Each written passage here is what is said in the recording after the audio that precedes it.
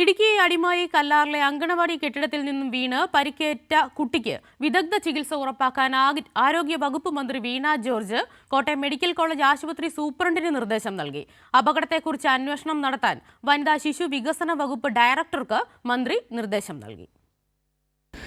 ഇടുക്കി അടിമാലിയിൽ രണ്ടാം നിലയിൽ പ്രവർത്തിക്കുന്ന അംഗൻവാടി കെട്ടിടത്തിന് മുകളിൽ നിന്ന് വീണ് ആൻഡോ അനീഷ ദമ്പതികളുടെ മകളായ മെറീനയാണ് അപകടത്തിൽപ്പെട്ടത്. കുട്ടി ക്യാൻസർ രോഗബാധിത കൂടിയാണ്. തലയ്ക്ക് ഗുരുതരമായി പരിക്കേറ്റ കുട്ടിയെ കോട്ടയം മെഡിക്കൽ കോളേജിൽ പ്രവേശിപ്പിച്ചിരിക്കുകയാണ്. അപകടത്തിന് കാരണം അംഗൻവാടി ജീവനക്കാരുടെ വീഴ്ചയാണെന്ന് ആരോപിച്ച് നാട്ടുകാർ രംഗത്തെത്തി. 48 മണിക്കൂർ കഴിഞ്ഞാണ് ഡോക്ടേഴ്സിന് എന്തെങ്കിലും പറയാൻ പറ്റുള്ളൂ. കുട്ടിയുടെ തലയിൽ ബ്ലഡ് സ്പോട്ടായിട്ടുണ്ട്.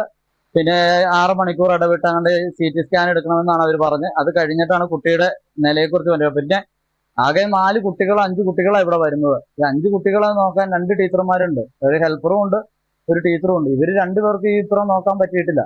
അപ്പൊ പിന്നെ ഇത് ആരെ ഇതിനകത്ത് തെറ്റ് പറയേണ്ടത്? താഴത്തെ നിലയിൽ കുട്ടികൾക്ക് ഉച്ചഭക്ഷണം നൽകിയതിനു ശേഷം മുകളിലേക്ക് എത്തുന്ന സമയത്താണ് കാലുവഴുതി താഴേക്ക് വീഴുന്നത്. സമീപത്തുണ്ടായിരുന്ന കുഴിയിലേക്കാണ് കുട്ടി വീഴുന്നത്. അതേസമയം കുട്ടിയെ രക്ഷിക്കാൻ ശ്രമിക്കുന്നതിനിടയിൽ വീണ് അംഗൻവാടി അധ്യാപിക പ്രീതിയുടെ കാലിന് ഒടിവും ഉണ്ടായിട്ടുണ്ട്. ഇവരും അടിമാലി താലൂക്ക് ആശുപത്രിയിൽ ചികിത്സയിലാണ്. കുട്ടിക്ക് വിദഗ്ധ ചികിത്സ ഉറപ്പാക്കാൻ മന്ത്രി വീണ ജോർജ് കോട്ടയം മെഡിക്കൽ കോളേജ് സൂപ്രണ്ടിന് നിർദ്ദേശം നൽകിയിട്ടുണ്ട്. അപകടത്തെ സംബന്ധിച്ച് അന്വേഷണം നടത്താൻ വനിതാ ശിശുക്ഷേമ വകുപ്പ് ഡയറക്ടർക്ക് മന്ത്രി നിർദ്ദേശം നൽകി. കൈരളി ന്യൂസ്, ഇടുക്കി.